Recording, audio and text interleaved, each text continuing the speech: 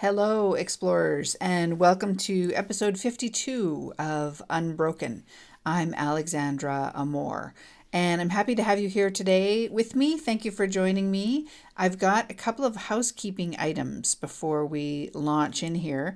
The first is, and probably no one cares about this but me, I'm going to change the numbering system of the podcasts. Again, I'm sure nobody cares. I used to number them like Q&A number 5 and then regular number 5 for the interview episodes. But now that there's just one episode per week going out, I'm just going to number them sequentially. I'm not going to break them out like they were being broken out before. So if you're wondering about that, and I'm sure you weren't, there you go. Now you have an answer. The second little bit of housekeeping I wanted to mention is that George Pransky has a new book out. It's called The Secret to Mental Health. And I haven't read it yet, so this isn't a review or anything, but I wanted to mention it in case you were interested in picking that up. George Pransky has been around this understanding for a very long time. He was one of the very first students who worked with Sydney Banks. He and Roger Mills and Elsie Spittle were people, right at the very beginning, hearing from Mr. Banks way before he started calling it the three principles. It wasn't really called anything then. And he has specialized in relationships. He has a really good book called The Relationship Handbook. That's one of his earlier works. And so this new one is called The Secret to Mental Health. I've downloaded the sample to my Kindle app on my iPad, so I'll be starting in on that very soon when I get finished with the mystery novel that I'm reading that I'm really enjoying, that I couldn't put down last night. So I just realized as I hit record, I haven't figured out what the title of this episode is officially going to be when I put the little illustration up and the blog post and everything. But what I want to talk about is universal intelligence and universal wisdom, and whether or not there's a better way, a more active way to access that. And here's why. As I've mentioned for the last few months, have felt like I've been in the back of the spiral.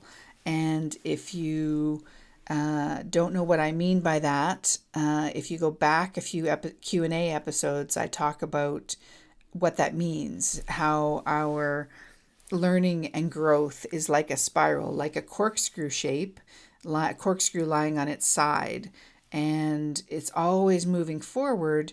But we have these times where we're in the back of that curve, and it can seem harder, and things get tougher.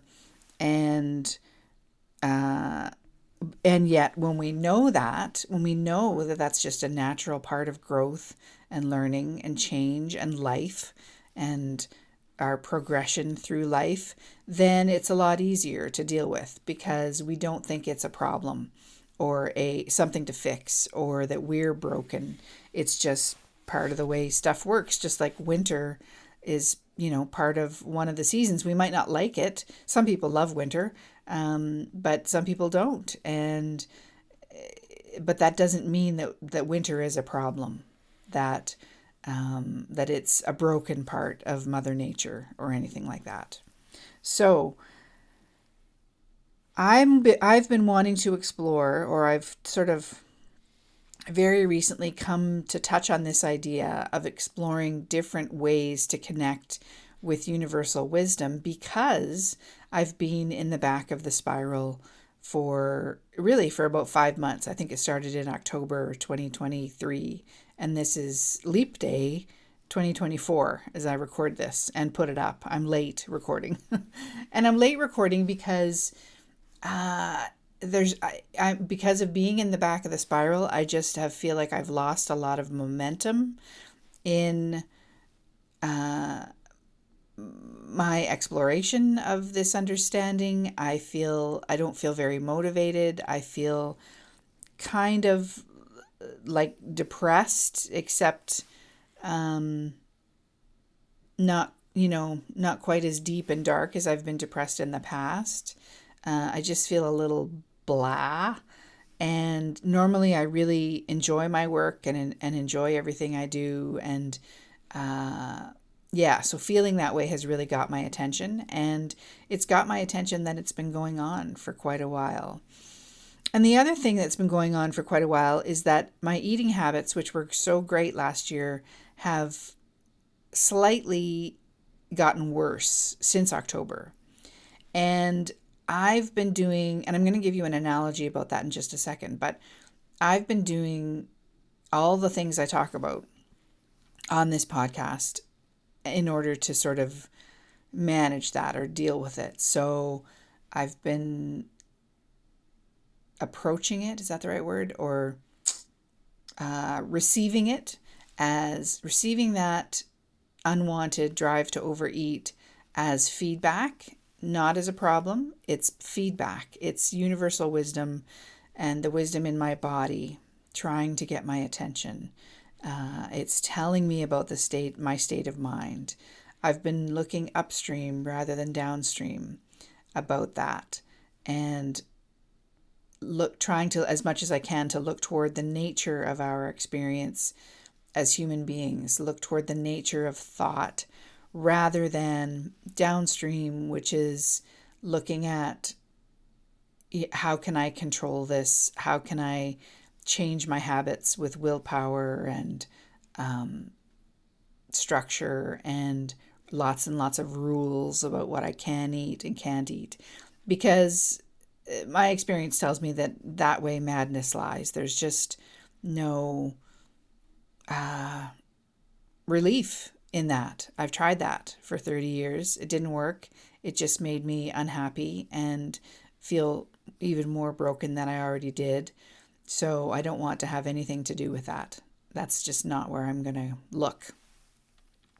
So yeah, I've been doing all the things that I talk about, and really it hasn't shifted. It's been 5 months, and that's too long, according to me, according to this right now. It's just been too long. I feel like I'm suffering, and I don't like that. And of course, none of us do. And so here's what I'm also doing,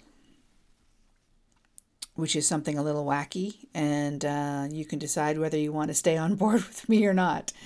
But a friend of mine got interested in mediumship recently, and I was into all those sorts of things when I was in the cult, actually. We talked about all that kind of stuff, channeling and spirit guides and all those things. And I had kind of really shut that part of myself away because of the associations that I have with the cult. But when my friend started exploring it, I got interested as well and was listening to some podcasts, and it was a good distraction actually from the suffering that I was experiencing about overeating. And so I started to think, and this is very recently, like within the last week, I talk about universal wisdom and universal intelligence and the intelligence of the universe that is within all of us and within everything all the time. And it's never separate from any of us. And so that got me thinking, well, the other thing I often talk about is that insight has its own timing. And, in my personal embodied experience, insight has been the thing that has created change in my life. And yet I've felt kind of at the mercy of when it would arrive. And it has done a lot. And it has created tremendous change in my life, which is fantastic.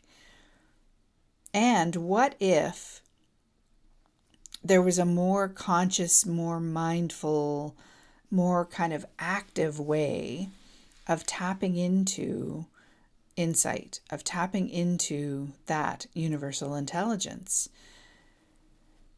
So then when I started to think about the subject of spirit guides and the way that mediums talk about spirit guides, and it's always struck me as kind of this magical, mystical thing that maybe some people have access to and some people don't, or some people have a talent for and some people don't, and or some people rely on that guidance and others don't.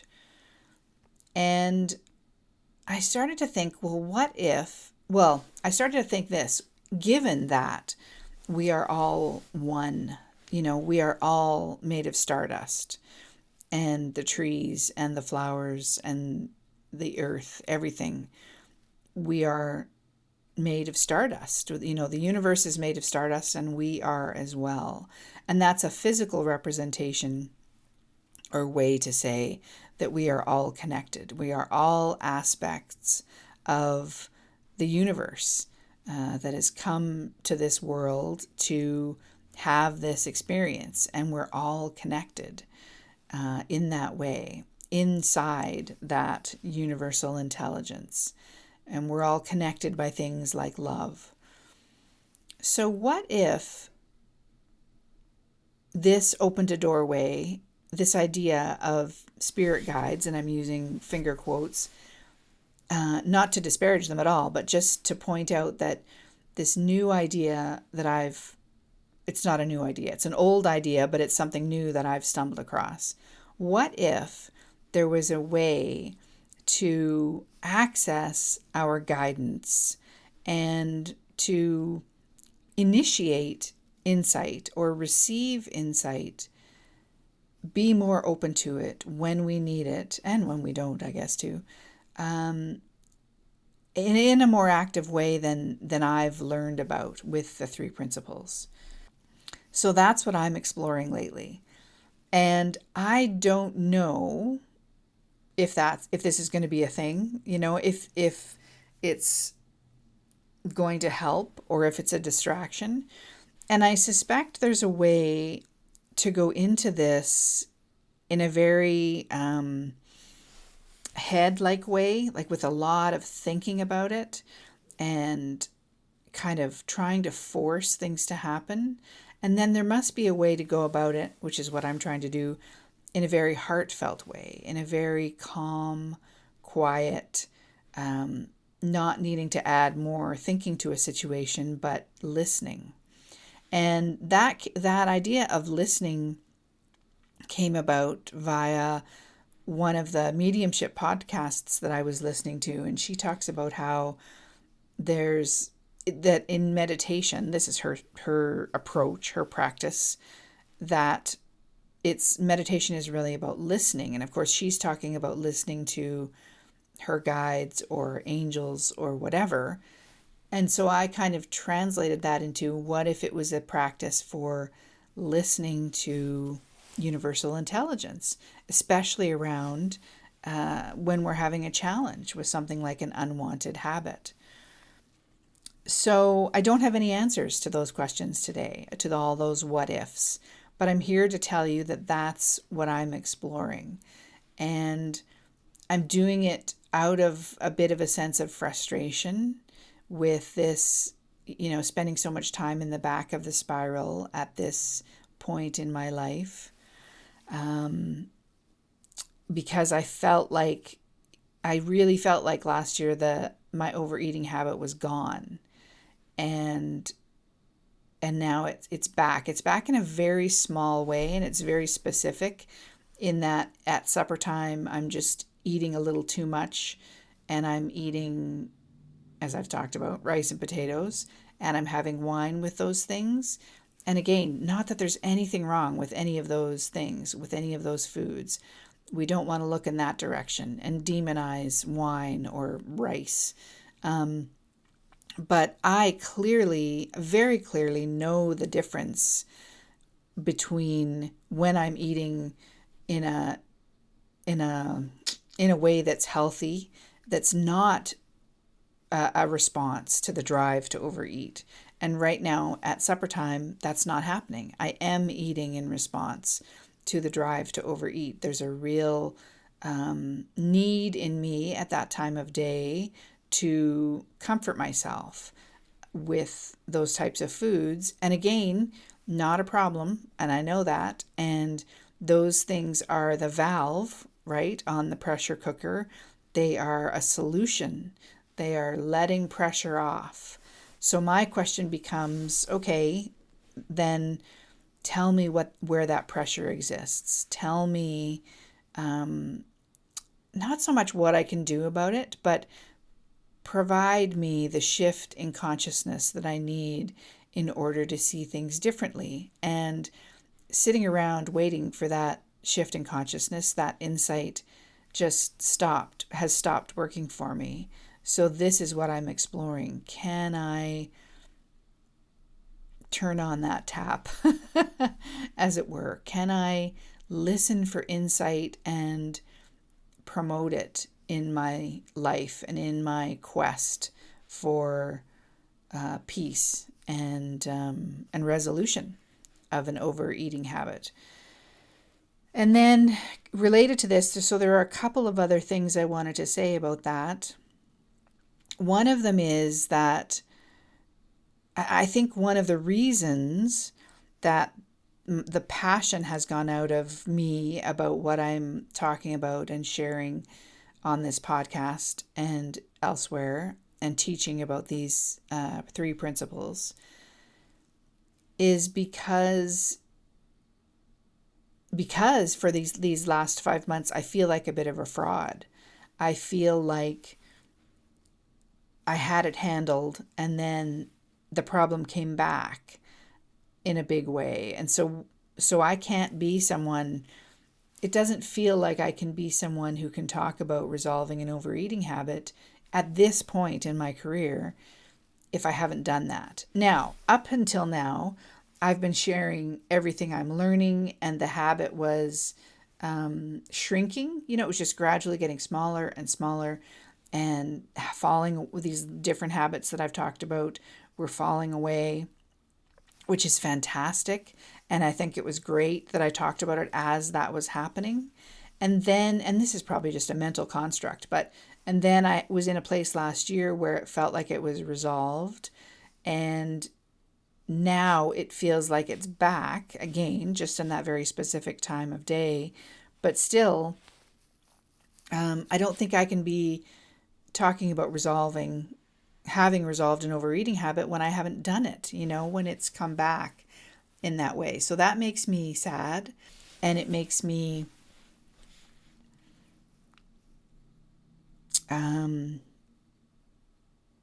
feel like I can't share what I'm not embodying. It's not fair to talk about that kind of stuff.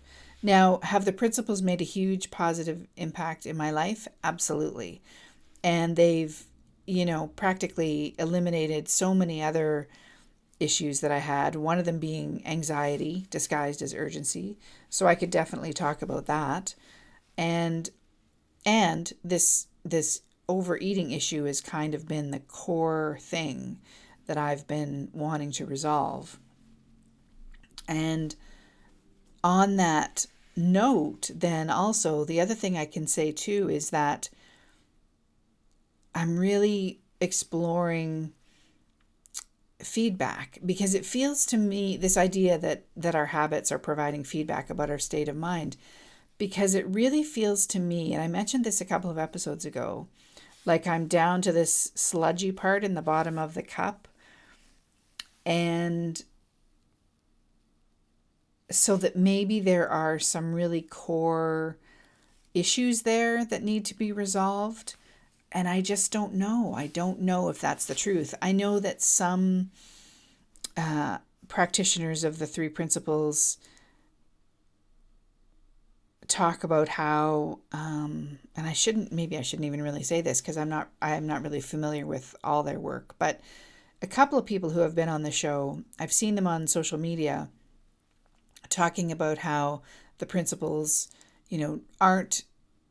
don't help resolve absolutely everything, and that it's not that our lives are not all made up of thought. We don't entirely live in the world of our thinking, not in the world of our experiences.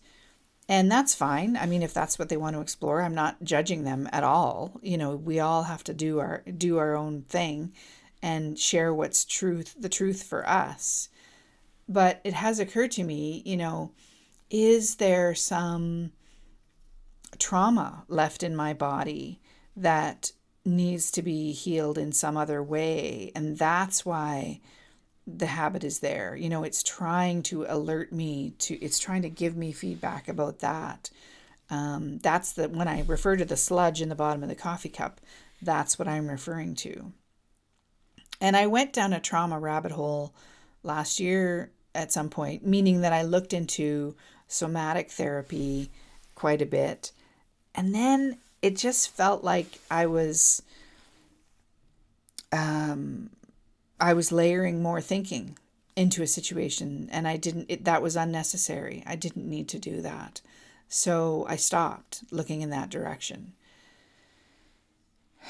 So yeah, all I have right now is questions. I don't have answers, which is fine. I mean, that's what life is about, right? And these are the times in life when things get tough. This is when we learn. When I'm frustrated and flailing and failing, this is the good stuff. This is when I will really learn and hopefully have insights. And I have been having some. They just haven't been enough to really shift that problem. And so actually, now that I'm saying this, I realize too, this is a really beautiful, important time. Maybe I shouldn't say important, but this is a really beautiful time. If I can find some clarity about this, then being able to offer that to the world would be a gift, And I saw a little movie trailer recently where one of the characters says, "We don't save ourselves, we save each other." And that really struck me in the heart. I love that, And I've always felt it's always been so important to me to try to share whatever I learn, whatever it is. And I've always been that way, even when I was a self-help junkie, trying to share books and stuff that I learned with other friends who were suffering. So that was one thing I wanted to say. And then the other thing is that when, the principles aren't well, here's how I'll say this. There ain't no cure for life. That's a motto. I should have it up on my wall because it's something that I return to again and again. Life for anyone is never, ever going to be perfect and completely smooth and happy and joyful in every single minute. And I don't even think that should be our objective.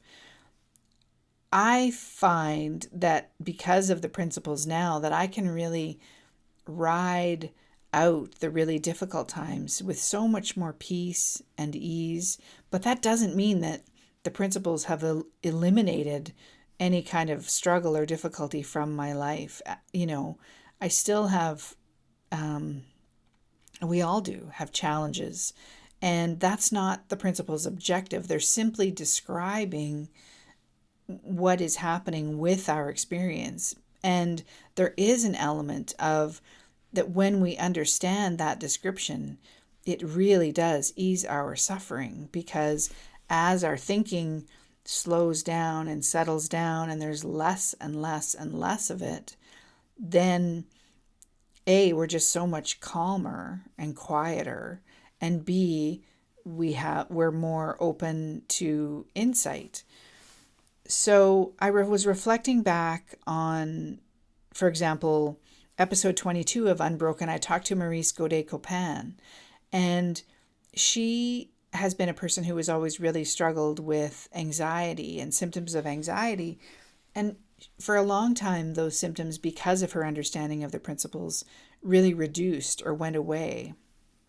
And then in the episode, we talk about how she had a period where they came back. And so does that mean that that they failed, that the principles failed her? No, it doesn't seem to me, and she didn't seem to feel that way either. Um, Life was just happening, and she says that in the episode. Life is just lifing, and it seemed that the return of her symptoms really deepened her understanding of what her experience is made of and what her suffering is made of, and how that suffering can be alleviated by understanding where her experience is coming from. If you haven't listened to that episode, I highly recommend it. So, in other words, she can be a person who can talk about reducing anxiety symptoms, I think, completely fairly and completely authentically. So is it the same? Is it the same for me?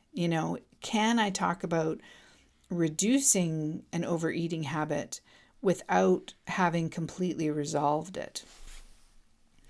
And so here's the analogy that I talked about earlier in the episode that came to me that I want to use. So many, first of all, I'm going to interrupt myself and say that so many unwanted habits are things that we can let go of entirely. And there's a real bright line there. That's a legal term. But you're either doing the habit or you're not. So for example, binge eating. You're either binge eating or you're not. And you know the difference. You're either smoking or you're not. If you've had problems with alcoholism, you're either drinking or you're not. And there's a real black and white essence to that. Overeating isn't quite the same. But I would say and maybe you can relate to this if you have an overeating habit, I know the difference when I'm eating just even for pleasure, or I'm just having breakfast so that I can get on the road or do whatever it is I'm going to do. I know the difference between that feeling and versus when I'm eating because of this drive to overeat that I feel within me, that it feels compulsive. It feels a little bit out of control, a little bit like, I feel like a bit of a bottomless pit. There's that feeling of, alcoholics sometimes say one drink is not enough, but 10,000, no, what's the expression? One drink was too many, but 10,000 was not enough. Yeah, that's what it is. It's that kind of a feeling. Like there's not enough food in the world to soothe this feeling that I'm having. So in a way, with an overeating habit, there is a bright line. But at the same time, eating is not a habit that we can give up. We can't just stop eating the way that someone can stop smoking. So there is that element to it. And along with all of this sort of thinking, I had this analogy the other day. And imagine that someone is a smoker and that they smoke 3 packs of cigarettes a day, and they've tried for 30 years to quit, and the smoking problem really drives them crazy. And then imagine that they discover the 3 principles, and over a period of years, it really changes so much about themselves and about their anxiety, which is one of the things they were using the smoking to deal with. And they end up going from smoking 3 packs of cigarettes a day to just smoking 3 cigarettes a day. So at the end of the day, before supper, they have a cigarette, after supper, they have a cigarette, and then before bed. And that's it. And whereas before they were smoking all day, every day, all the time. That is a huge change that person has gone through. It is so much better for their health, what they've done, all that change that they've made. They've clearly had huge shifts inside to be able to make such a dramatic difference to their smoking habit. And throughout the rest of the day, they don't care about smoking at all. They don't think about it. They don't crave it. It just doesn't matter to them at all. So is that person entitled to say that they've resolved their smoking habit? So that's the analogy I'm using about myself. And in my mind, I don't think so. They're still, that person is still a smoker. Now, have they, like I say, have they experienced huge change, and are things so much better? Yes, of course, absolutely. Can they say that they've resolved that habit? No, they can't. So that's kind of where I'm at. I can't at the moment really say that I've resolved this habit. And with symptoms, like I talked about with Maurice in episode 22, I don't know, this is something I'm wrestling with lately. Is that different?